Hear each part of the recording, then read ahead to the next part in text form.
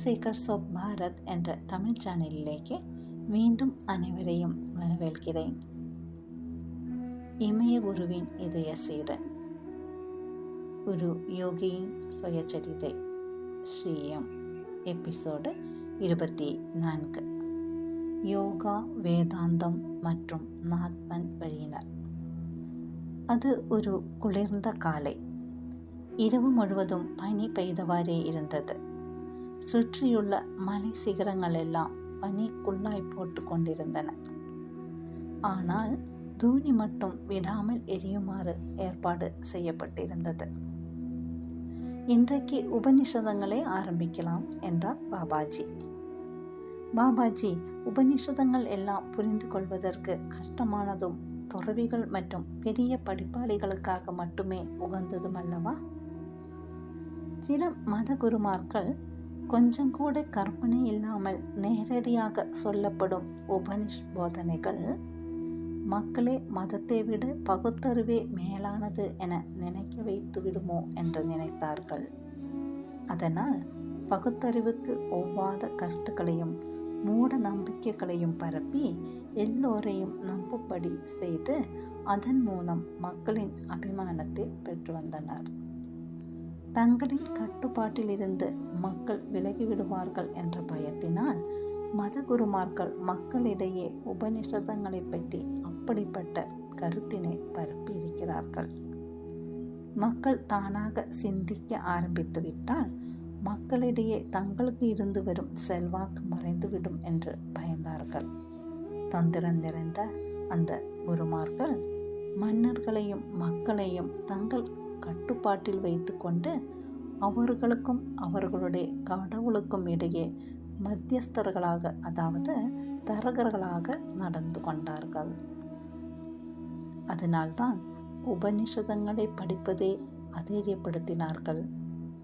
இப்படிப்பட்ட தூய்மையான விவேகத்தினை படிப்பதை தள்ளி வைத்ததும் இந்த நாகரிகம் வீழ்ச்சி அடைந்ததற்கு ஒரு காரணமாகும்.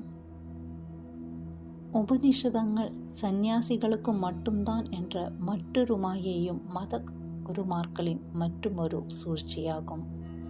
உபனிஷதங்களை பார்த்தாலே ஏறத்தாழ இவையெல்லாம் மிக பெரிய ரிஷிகளால் தான் கற்றுக் கொடுத்திருக்க முடியும் என்பதையும், அந்த ரிஷிகளும் திருமணம் செய்து கொண்டவர்கள் தான் என்பதையும், அவர்களுக்கும் குழந்தைகள் கூட இருந்தன என்பதையும் கண்டுகொள்ளலாம்.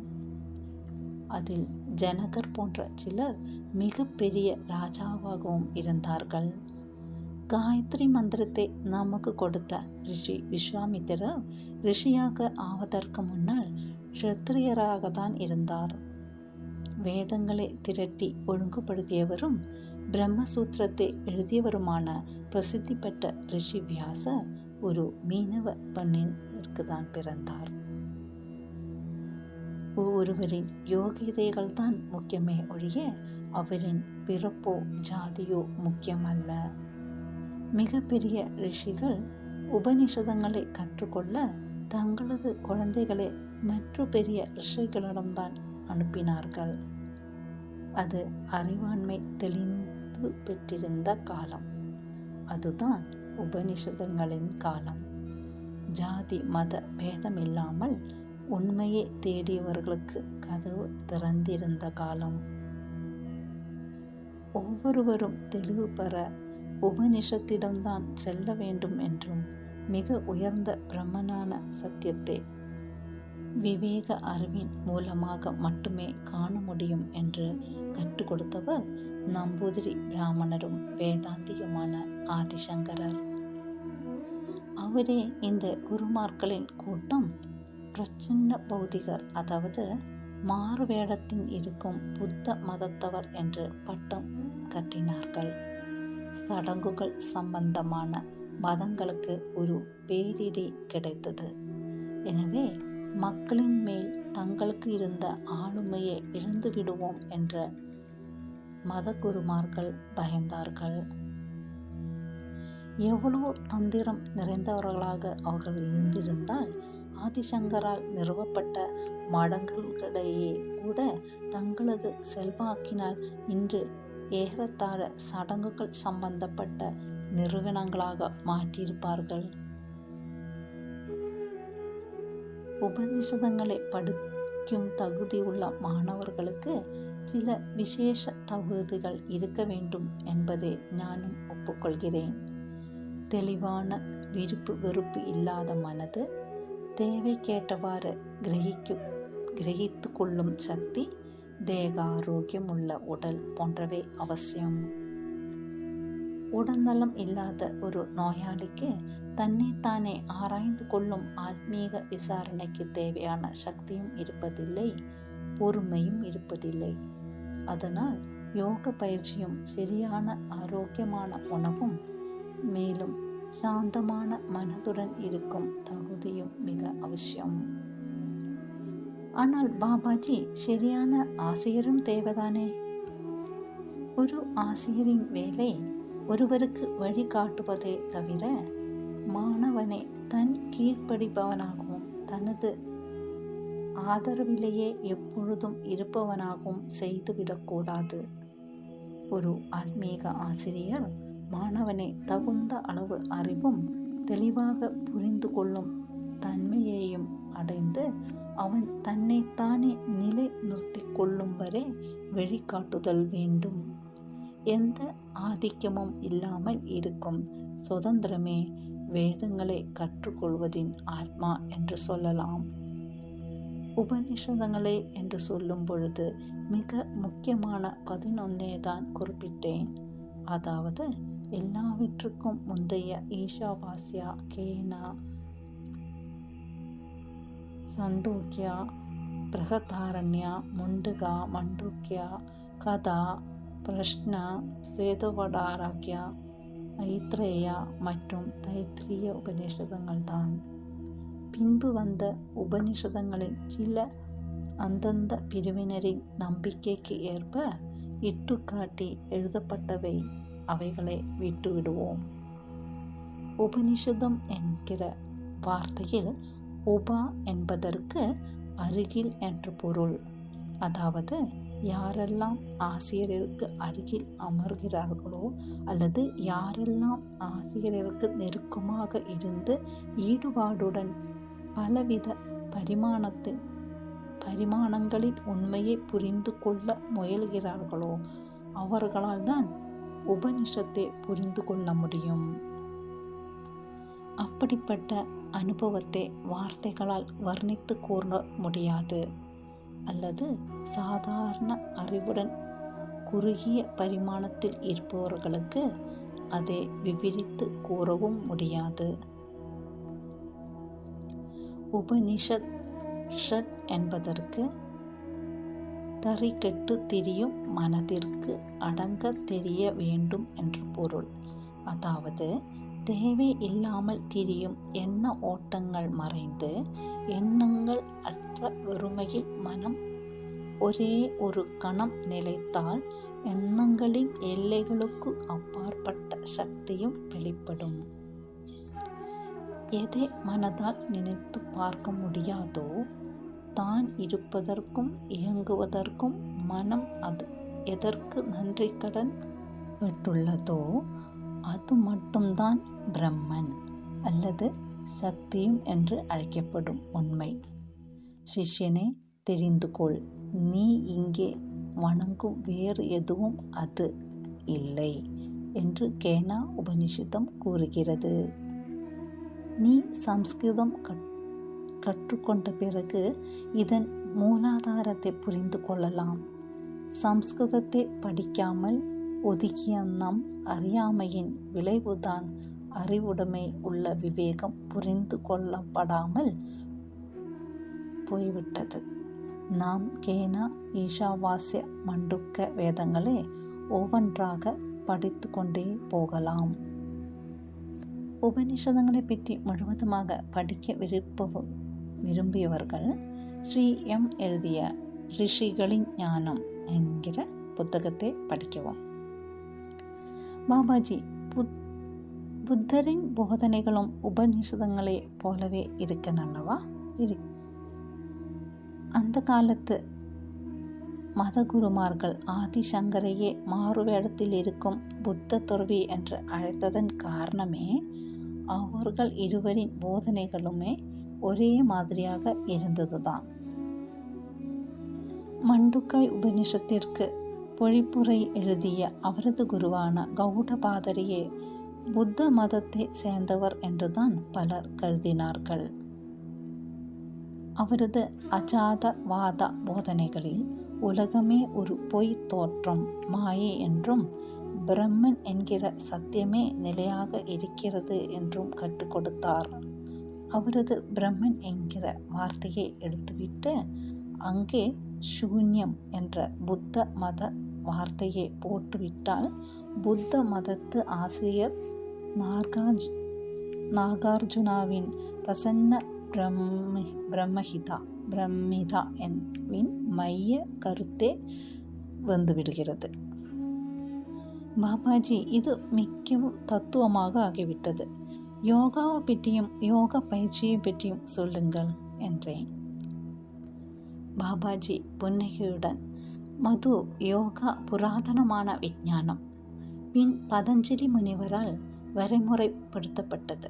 பதஞ்சலியால் எழுதப்பட்ட அஷ்டாங்க யோக சாஸ்திரம் விலை மதிக்க முடியாத மாணிக்கம். 8 அங்கங்கள் கொண்ட யோகாவின் குறிக்கோள் சித்த விருத்தி நிரோதன், அதாவது மனதின் சஞ்சலங்களை தவிர்த்து விடுவது என்பதாகும். தியானத்திற்குரிய யோகாவின் சொல்லப்பட்டிருக்கும் வழிமுறை திட்டங்களே பயிற்சி செய்து அதன் பயிற்சிகளான ஆசன, பிராணாயாமா, பந்தம், முத்திரைகள், மேலும் கிரியா மூலம் மனது அமைதிப்படுத்தப்பட்ட பிறகு அது சமாதி நிலைக்கு நுழைகிறது. சமாதியில் பல வகைகள் இருக்கின்றன. சமாதி நிலை என்பதுதான் அடிப்படை தேவையாகும். அதற்கு பிறகு உபனிஷதங்களின் கருத்துக்களை புரிந்து கொண்டு மனது உயர்நிலை உணர்வுகளின் நிலைகளுக்கு நுழைகிறது. அதனால் எல்லாம் கட்டுப்பாட்டுக்குள் இருந்து விடுதலை அடைகிறது.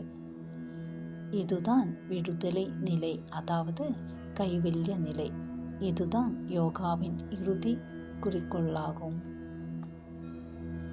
ஆனால் பாபாஜி, யோக சக்திகள், சித்திகள் அமானுஷ்ய சக்திகளாக எங்கும் வியாபித்து இருப்பது, எல்லா சக்திகளையும் பெற்று சர்வ வல்லமையாக இருப்பது, எல்லாம் அறிந்த சர்வ ஞானியாக இருப்பது, இவைகளை எல்லாம் பற்றி என்ன சொல்கிறீர்கள்? பாபாஜி சத்தம் போட்டு சிரித்துவிட்டு, எல்லோரும் யோக சக்திகளின் மீதே நாட்டம் கொள்கின்றனர். எப்படி யோகா சக்தியை பெறுவது என்று ஒரு புத்தகத்திற்கு பெயரிட்டு விட்டால் அந்த புத்தகம் சூடான இட்லிகள் போல விட்டுவிடும். யோகா சக்திகள் இருக்கின்றன, ஆனால் அவை மிக அரிதான இருக்கின்றன. அற்புதங்கள் என கூறப்படுபவைகள் நிரூபித்து காண்பிப்பது எல்லாம் வெறும் தந்திர வேலைகள் தான். யோகா செய்யும் பொழுது மனது ஒருமுகப்படுகிறது. சாதாரண மனிதன் ஒரே வேலை செய்து முடிக்க பல வருடங்கள் ஆகும். போது யோகிகளால் அதே வேலைகளை குறுகிய காலத்திலேயே முடிக்க முடிகிறது. மேலும் மனது சஞ்சலமில்லாமல் இருந்து அமைதியாக இருப்பதாலும், தான் என்ற சுயநல எண்ணங்கள் இல்லாமல் இருப்பதாலும் இதர மனதுகளுடன் ஒரு தொடர்பு ஏற்படுத்தி கொள்கிறது. அதனால் இன்னொரு மனிதனின் ஓடும் எண்ணங்களை யோகியால் உணர முடிகிறது. இதனை ஆரம்ப நிலை யோகிகளால் கூட உணர முடியும். இந்த உண்மையை சரியான விதத்தில் புரிந்து கொள்ளாவிட்டால் யோகியின் எண்ணங்களும் நடவடிக்கைகளும் பக்குவப்படாத மனிதருக்கு மிக பெரிய வினோதங்களாகவும் ஏன் அற்புதங்களாகவும் கூட தென்படுகின்றன. ஒன்று தெரிந்து கொள். ஆண் பெண் செயற்கையால் உருவான ஆணோ பெண்ணோ அவர்கள் எவ்வளவோ மிக உயரும் நிலையில் உள்ளவராக இருந்தாலும் சர்வ வியாபியாகவோ சர்வ சக்தி படைத்தவராகவோ அல்லது சர்வ ஞானியாகவோ இருக்கவே முடியாது. ஒரு உடல் திடகாத்திரமான உணவை உண்டாலும் யோகாவின் மூலம் புத்துயிர் பெற்றிருந்தாலும் எவ்வளவு காலம் ஆனாலும் இறந்துதான் ஆக வேண்டும். எனது குருவான ஸ்ரீ பாபாஜி கூட பல 100 வருடங்கள் வாழ்ந்திருந்தாலும் உயிரை நீத்துதான் ஆக வேண்டும். ஞானம் ஒரு நாள் இறந்துதான் போவேன். மனிதன் எதை அற்புதங்கள் என்று அழைக்கிறானோ அவையெல்லாம் மனிதனால் இன்னும் புரிந்து கொள்ளப்படாத இயற்கையின் சில கோட்பாடுகளினால் நடக்கிறது. எந்த யோகி இந்த கோட்பாடுகளை அறிந்து கொள்கிறாரோ அவரால் இவைகளை எல்லாம் செய்ய முடியும் என்றார். அவரிடம், பாபாஜி, நீங்கள் நாத் பரம்பரையை சேர்ந்தவர் என்று சொல்லியிருக்கிறீர்கள். தயவு செய்து அதனை பற்றி சொல்ல முடியுமா என்று கேட்டேன். ஆதிநாத் என்ற பெயராலும் அழைக்கப்பட்ட சிவ மகாதேவனால் நாத் தலைமுறை மிக தொன்மையான காலத்தில் ஆரம்பிக்கப்பட்டது. மத்ஸ்யானந்தர் தான் இதன் 2வது குரு. அவரே புகழ்பெற்ற கோரக்நாதிற்கும் குரு. இந்த நாத் தலைமுறையில் இருந்த பாலக்நாத் என்பவர் எப்பொழுதும் 19 வயதுடைய இளைஞராகவே தோற்றமளித்ததினால் அப்படி அழைக்கப்பட்டார். அவர் வேற யாரும் அல்ல, அவர்தான் எனது குருவான ஸ்ரீ குரு பாபாஜி. அது மட்டுமல்ல, அவரே முந்தைய பிறப்புகளில் உனக்கும் கூட தனிப்பட்ட குருவாக இருந்தார். நாத் தலைமுறை யோகிகள் மிக சிறந்த விசேஷ தன்மைகள் கொண்டவர்கள். கோரக்ஷா சாதகம், கௌண்டக் சம்ஹிதா, ஹதயோக பிரதாபிகா மற்றும் பல நூல்கள் நாத் தலைமுறை யோகிகளால் தான் எழுதப்பட்டன. ஆசனங்கள், பிராணாயாமம், கிரியா யோகம், பந்தங்கள் மற்றும் முத்திரைகள் எல்லாம் அவர்களால் தான் பயிற்சி செய்யப்பட்டு முழுமையாக சரியாக்கப்பட்டன. யோகிகளான அவர்கள் வழக்கமாக ஊராக பயணம் செய்து கொண்டுதான் இருப்பார்கள். அவர்கள் எல்லாம் கான்படாஸ், அதாவது கிழிந்த காதுகளை உடையவர்கள் என்றே அழைக்கப்பட்டனர். தங்களது காது குருத்து எலும்பினை துளை செய்து அதில் நான் அணிந்திருப்பதைப் போலவே பெரிய வளையங்களை அணிந்து கொண்டிருந்தார். எப்பொழுது எனது காதுகளை துளை போட வேண்டும் பாபாஜி? உனக்கு காது துளை போட வேண்டியதில்லை. ஏனென்றால் நீ மீண்டும் உலகிற்கு திரும்பி சென்று சாதாரண மனிதனாக வாழ வேண்டும். அதனால் உனது காதின் கீழே தொங்கும் சவ்வில் துளை செய்து விடுகிறேன். என்னுடன் தங்கியிருக்கும் வரை செம்பு வளையங்களை அணிந்து கொள்ளலாம். வீட்டுக்கு போவதற்கு முன் எடுத்து விடலாம். தொலைகளும் சிறிது காலத்திற்குள் மூடிவிடும். மேலும் நாத் தலைமுறையினர் எங்கு இருந்தாலும் அங்கே தூணி ஒன்றினை ஏற்றி வைத்து இருப்பார்கள். சாய்பாபா எப்பொழுதும் ஒரு தூணியை ஏற்றி வைத்திருப்பார். இன்னமும் அப்படித்தான் இருக்கிறது. ஆனால் உனக்கு விசேஷ அனுமதி கொடுக்கப்பட்டிருக்கிறது.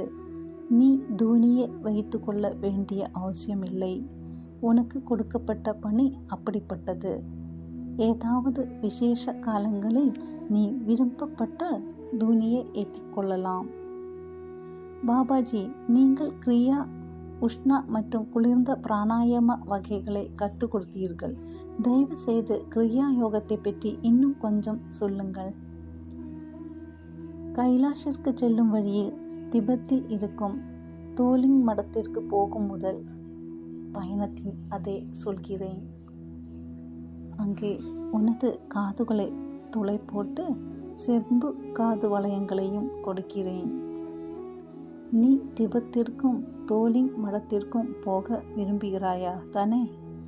மனதில் இருப்பதை படுத்துவிடும் அவரது சக்தியை நினைத்து அதிசயித்தேன்.